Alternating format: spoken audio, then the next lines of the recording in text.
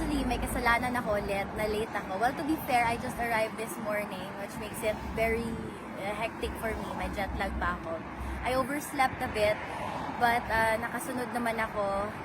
And balita ko, I asked the guard, obviously, na kung kumain na siya. Sabi niya, wala daw, kasi 1:30 exactly siya naghintay. Sabi ko, hala.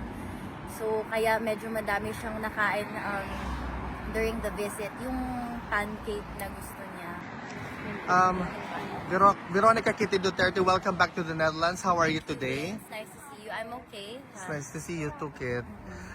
Kit, you just finished your visit to your father. How is our former president generally? In general, rather, sorry. Well, actually, no. I think you know why I'm wearing shades. Because like I always say, the first visit is always the hardest. I usually wait at the corridor mismo. So, I waited for him there. Nung narinig ko kaagad yung ng pinto, tumakbo ako. He was okay, but at first I noticed that he had drier lips and skin than usual. That's why I imposed a rule today. Kada inom siya ng Coke, dapat may few sips of water. And then eventually, after he finished about, say, 3 cups of water, nag-okay naman. Natakot kasi ako kasi medyo mapula yung mata niya. So sabi ko baka dry. And he just needs hydration. So, ayun. How long has it been, Kit? My last visit was around January. I don't remember the exact dates. Basta around that time. But was your father very excited to see you and welcome you as well? Yes, of course. Actually, may kasalanan ako ulit, na late ako. Well, to be fair, I just arrived this morning, which makes it very hectic for me. May jet lag pa ako. I overslept a bit, but nakasunod naman ako.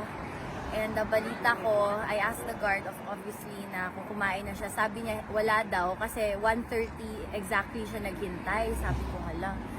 So, kaya medyo madami siyang nakain during the visit, yung pancake na gusto niya. And ayun.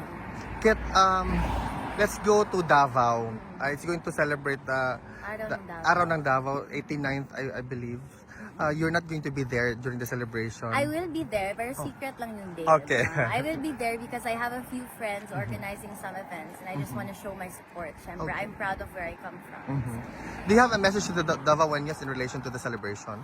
Sa mga Davaoenos, magkita-kita ta diha and happy araw ng Davao.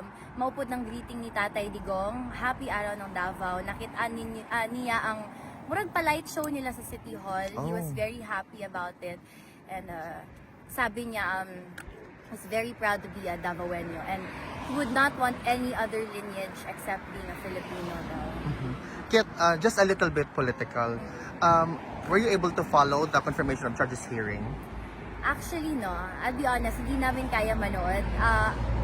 I think it's the same for the four of us and for my mother. We don't really watch the mismo because hindi namin kaya, honestly. It's hard for us. But of course, I do keep in touch with the legal team and just to see the progress. With respect to the waiver, Kit, signed by your father, we're not attending the hearing. Sinabi niya doon na kaninyo ako magpabiling sulugoon.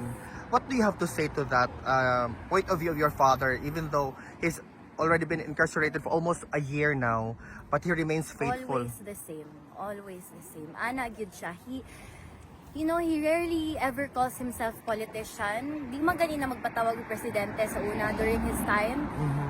Ang favorite niya na ginatawag sa iya is mayor yun. So, he's the same. Always the same.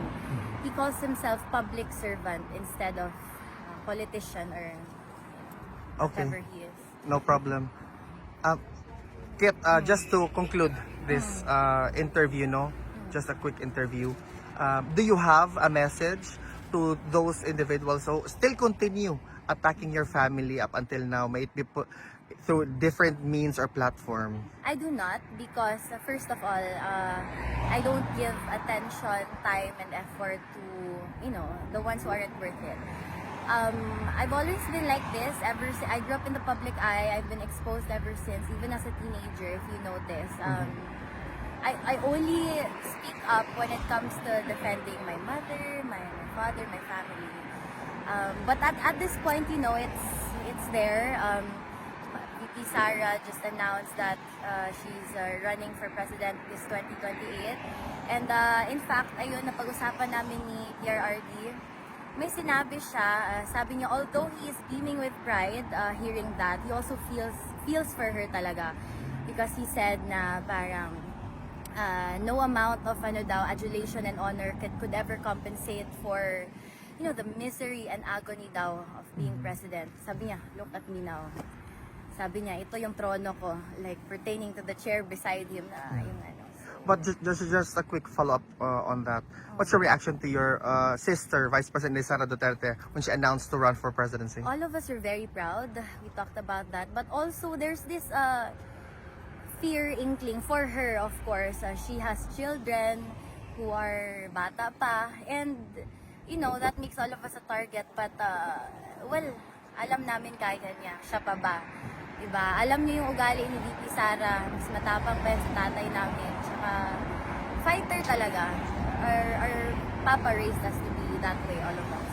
Any message to the Filipino people who still, up until now, we're almost reaching 1 year, message to them with respect to their unwavering love and support to your father? So, para sa tanan, no, to every Filipino, maraming salamat sa inyo.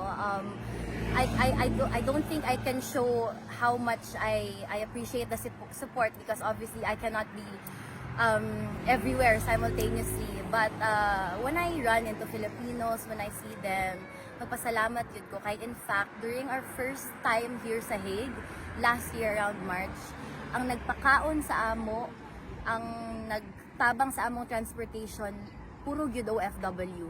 I don't think the first time na ako diri, I don't think I've ever bought food for myself. So, di ba, dito man minamayat, pero ang sa tinood lang ha, I told my father this, the love of the Filipino people for you extends to every descendant. Ana siya kaano, kay dako gyud kaayo nga tabang ang mga Filipinos sa amoa. Even here, sample na kay Ate Jamie, ang sapatos, di ba? So, daghang salamat to everyone. Unta magpadayon ta hantod kay Inday Sara kung unsa man ang plano sa Ginoo sa iya puhon. Daghang salamat sa inyo and we are here right with you. Kitty, on behalf of the Filipino community in The Hague, welcome back to the Netherlands. Mabuhay ka. Thank you, Vin. Thank you, everyone.